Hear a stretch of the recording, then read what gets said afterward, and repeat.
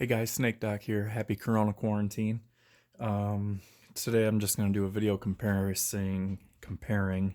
the 92X versus a 5-inch 1911. These are both 9mm. Both have been safety checked. This one is brand new, never been fired yet because I haven't had a chance. Just picked it up a couple of weeks ago. And this one I've shot, I think 3 different times at the range. I really like these. A 9mm 1911 is a really soft shooter, so it's really fun. This is a very heavy gun, being all steel, and this happens to be a Rock Island GI spec. So very bare bones, very reminiscent to original 1911A1, with the exception of it has a straight back strap instead of the arch mainspring housing. This one has checkering on the slide stop, straight serrations on the safety, single side safety. It does have a lowered and flared ejection port, as well as the scallop right here behind the trigger, and it has a medium length trigger, I would say. Checkering on the magazine release. I put rubber GI style grips on it. It comes with these terrible wood grips that are just smooth. They're junk. Checkering on the spring cap, and this is a 10 round Metgar mag. It comes with one magazine. Let's see, basic sights. I did paint the front sight, the white paint for the base, and then the fluorescent orange on top of that. Regular GI style sights, so they are low. This is front sight tenon, I think they call it, where it's set into the slide, and then the rear is drift adjustable. So the 10 round mag does fit flush. I do have a couple 10 round, I think they're Chip McCormick mags that stick down just a little bit. You can see the front of the base plate has a little notch, and the front of the frame is notched. So it indexes really nicely right there.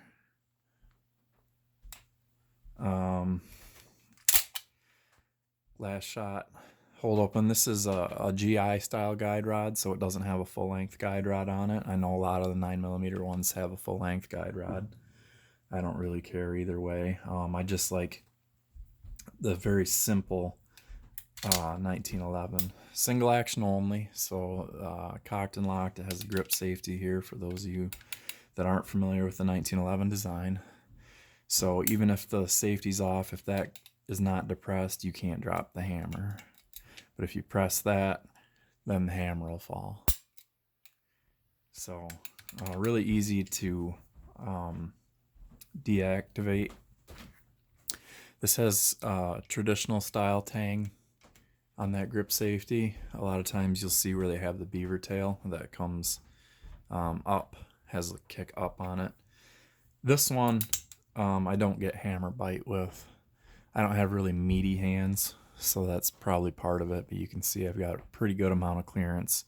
Even when I press the hammer back as far as it'll go, it's only going to hit that safety tang. So I guess we'll lower the hammer. Here's our 1911, or our Beretta 92X. This is an F version, so it does have a safety as well as the decocker. It's not decocker only. There will show it's clear. This has a polymer guide rod. Beretta seems to really like that. The only thing that I've done to this is, I actually think I did a video on it too, is I put on an Elite hammer, the skeletonized hammer. It should have came with that from the factory in my opinion, since it has basically every other upgrade. I'm kind of not clear on why they didn't do that, but whatever. Those are cheap. I think they're like 24 bucks. You get a raised and extended magazine release. You get this super awesome Vertec grip with grip checkering front and rear. so you don't just get the vertical grooves, you're actually getting the good stuff. All metal parts on this. It doesn't have the polymer parts like on the what the 92s and M9s are shipping with now, with the exception of your lanyard cap. You don't have a lanyard, you just have the hammer spring cap, and that is plastic on this. This comes with a D spring factory. Comes with 3 17-round mags, Beretta Italian mags. What else does it have? It's got these cool sights. It has a solid black rear with serrations. Hopefully you can see that. And then the front is a fluorescent orange, which I love. And 3-slot Picatinny rail, a true Picatinny rail. So that's pretty cool for throwing on an accessory. It comes with a grip, another grip, which is a polymer wraparound grip that gives you the traditional Beretta hump if you don't like the Vertex style. I happen to like this Vertex style. It seems to fit really nice. So I haven't even swapped them out. It comes with the Allen type grip screws. And what else? Seems like I'm forgetting one other thing. Rounded style trigger guard as opposed to the combat style trigger guard. And this has a, I guess you'd call it the Vertex style slide where the sights are replaceable. So it's not a machined front sight like on a traditional M9 or 92 FS. These are available in Centurion size, compact size without a rail, and also available in a factory decocker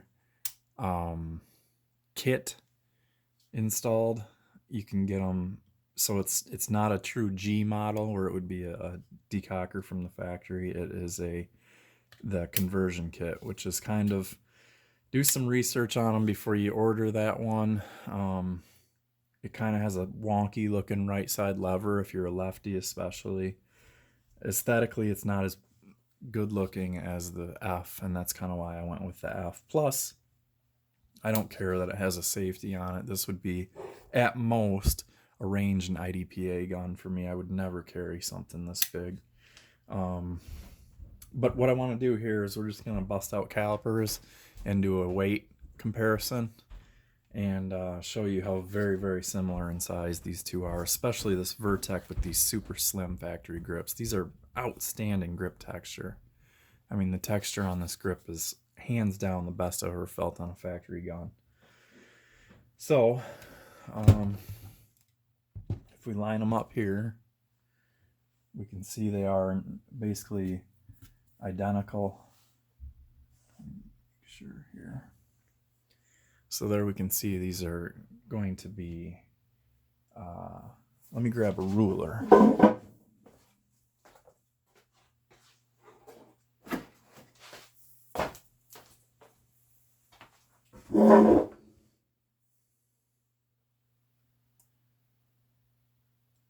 So from the tip of the barrel to the end of the beaver tail, it's 8 1/4 on the 92X. And on the 1911, it is 8 5/8 to the tip of the grip safety. So if you went, basically where the hammer is on this is almost identical to where the grip tang is on the 92X. On a height, from the top of the sight to the bottom of the mag base, 5 3/4. And on the 1911,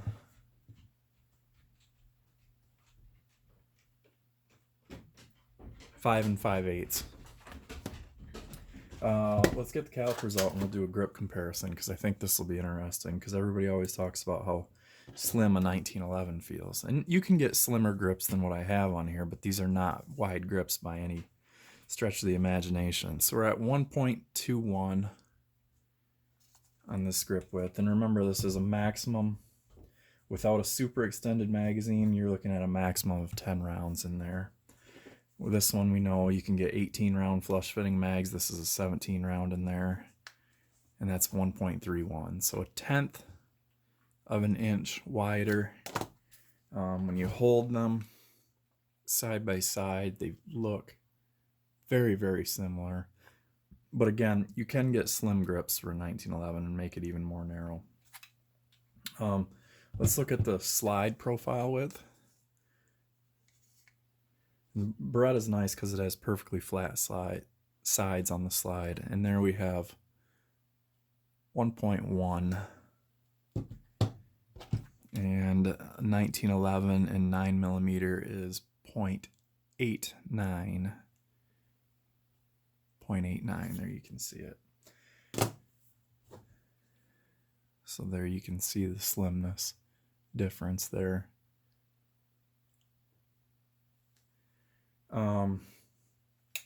As far as a bore height difference, your 1911 is going to sit pretty tall in your hand. So if you're in this type of hold, you can see your bore is basically where that firing pin is. Can you see that firing pin? And you can see how high that's sitting above your hand. But again, an all steel gun, very soft shooter. This one I think you can see that firing pin too. And again, a Beretta is going to have a very high bore axis as well. Hammer fired gun, there's just really no way around that. If you look at my video on the Creed, that's probably one of the lower bore axis hammer fired guns that you'll find. All right, let's do a weight and then we'll end it. I don't want to make this video super long. Okay, this will be in view here. We need to go to ounces. Unloaded with the magazine, 39.79, so almost 40 ounces.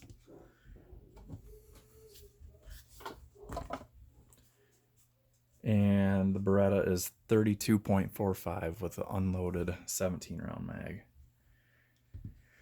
So by the time you loaded 17 rounds of 9mm and 10 rounds of 45, they'd be pretty similar in weight, I would think. I don't have exact weights on per round.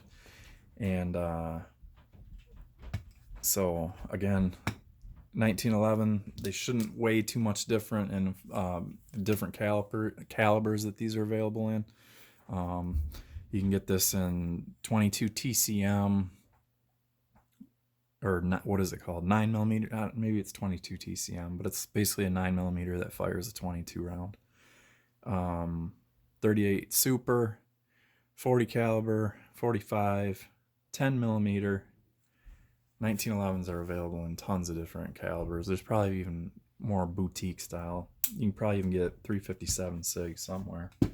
And then this is only available in 9mm currently. So pretty similar in size. Definitely similar in function, with the exception that this is double action, single action. So you can fire it with the hammer down, and then subsequent shots will be single action if you don't decock. Whereas this does not have double action capability. It has to be cocked and locked, unlocked, and fire. So that about sums it up. Hopefully you guys learned something. Thanks for watching. Always shoot safe.